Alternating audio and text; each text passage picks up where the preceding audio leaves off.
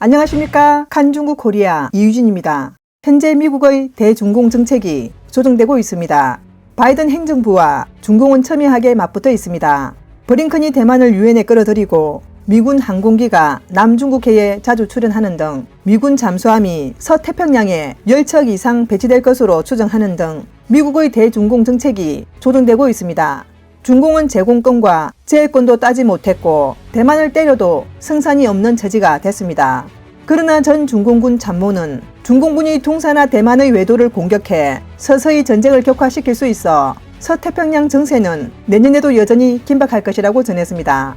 그는 중공군의 뒷마당에서 난 불이 중공군의 대만에 대한 공격을 어렵게 하는 요인이 될 수 있다고 분석했습니다. 그는 지금 중공군은 비록 객관적으로 조건이 없고 주관적으로도 싸울 생각을 하지 않지만 그러나 만약 작은 마찰 중에서 싸운다면 대규모 전쟁으로 치달을 가능성이 있다고 지적했습니다. 그래서 중공은 대만을 치지 않는다고 말할 수 없습니다. 그는 둥사가 전략적 중요성이 높은 위치여서 중공군과 미군이 마찰을 빚는 곳이 될 가능성이 크며 둥사는 산터우에서 불과 300km 떨어져 있어 중공군이 우위를 점할 수 있으며 로켓군 63군이 단거리 미사일을 반입했으며 74군과 해병대 4여단, 해상 예비역들도 철저히 대비하고 있다는 점을 예로 들었습니다. 그는 중공군이 둥사를 점령하고 미국이 둥사를 되찾으려 한다면 전쟁은 격화될 수 있다며 중공군이 모든 것을 무릅쓰고 대만에 상륙할지도 모른다고 했습니다. 중공군 역사상 이런 사례가 있습니다. 1950년 중공이 정권을 수립하고 부흥을 기다리고 있을 때 베이징은 북한에 군대를 파견했습니다. 중국과 인도의 국경 분쟁은 대약진 운동 이후 수천만 명이 굶어 죽는 대기근의 와중에도 인도와 전쟁을 벌였습니다. 중공은 위기에 처할수록 전쟁을 선택합니다. 이것은 인민들의 시선을 돌리려고 하는 것뿐만 아니라 궁지에 몰려 살기 위해 발악하는 것입니다. 따라서 서방 국가들이 중공을 너무 세게 둘러싸고 강하게 압박하면 위험을 감수하고 전쟁을 할 것입니다. 또 한 가지 요인은 중공은 전쟁을 무슨 큰 일이라고 여기지 않습니다. 미국과의 전쟁도 마찬가지입니다. 왜냐하면 중공은 수억 명이 희생된다 해도 전 국민이 나무 뿌리를 뜯어도 베이징 정권은 개의치 않는다는 것입니다. 이 전직 해군 참모는 중공군은 미국이 먼저 핵무기를 사용하지 않을 것으로 보고 있다며 트럼프 시대에는 김정은의 미사일이 미국을 때리지는 못하지만 서울까지 타격할 수 있어 미국은 평양에 손댈 엄두를 내지 못한다라고 지적했습니다. 오늘날 중공의 핵무기는 최소한 괌이나 일본의 미군 기지까지 날아갈 수 있다는 점이 중공이 대만을 무력 공격하기 쉽게 만들었습니다. 그러나 중공군의 약점도 분명합니다. 특히 싸울 의지가 없다는 것입니다.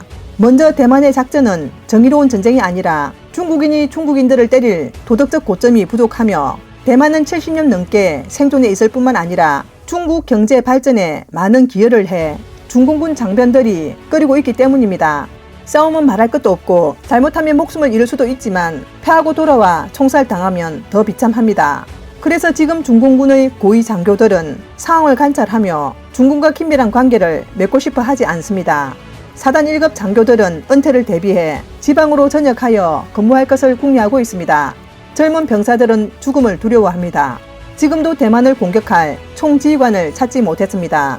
마오쩌둥 시대에는 린바오와 위유가 있었고 덩샤오핑 시대에는 서시유와 양더쩌가 있었습니다.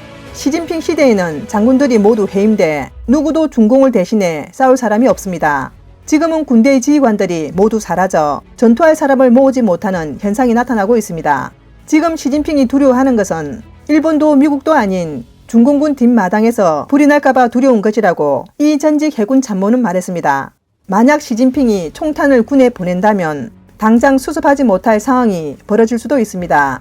중공군 안에는 반 시진핑 세력들이 많아 300명이 넘는 장군들이 숙청됐으며 그들은 군의 실권자들이었습니다.